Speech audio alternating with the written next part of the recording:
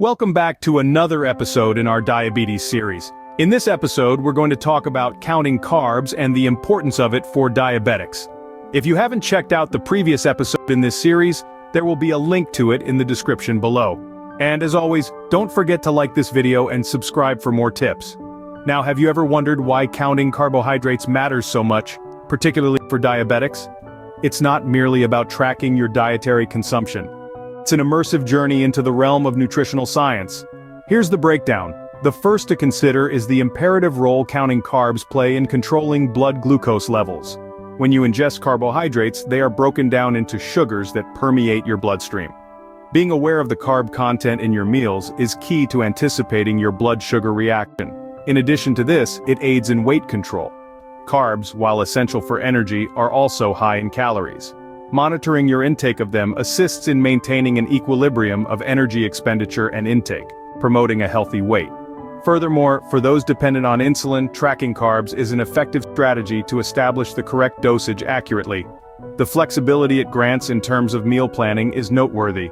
It allows for a degree of freedom in deciding meal portions, simultaneously ensuring blood sugar levels.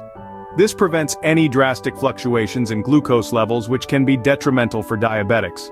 With this in mind, understanding the concept of carbohydrate counting becomes an indispensable tool in the arsenal of managing diabetes, primarily because it allows you to take control of your health and make informed dietary decisions.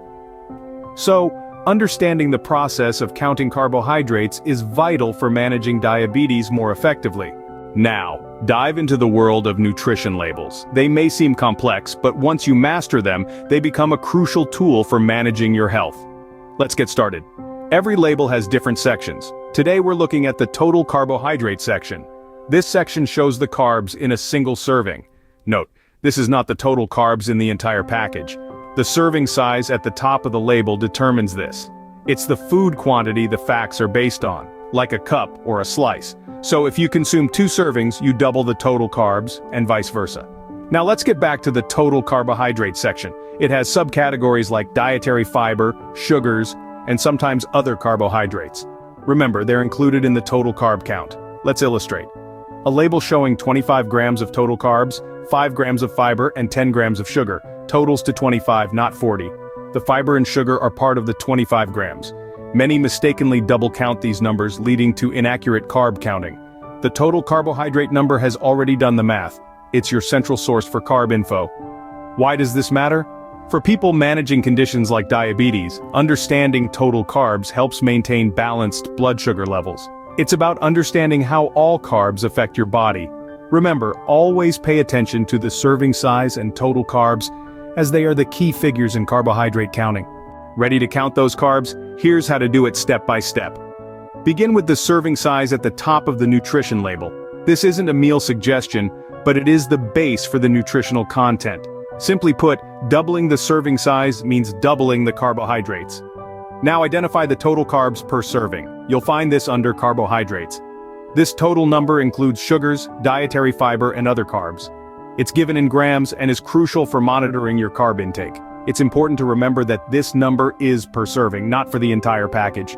Suppose you ate 2 servings of the food. To calculate total carbs consumed, multiply the total carbs per serving by the servings eaten. For instance, if the label notes there are 15 grams of carbs per serving and you ate 2 servings, you would have consumed 30 grams of carbs. If you're mindful of your carb intake, check the dietary fiber and sugars listed under total carbs.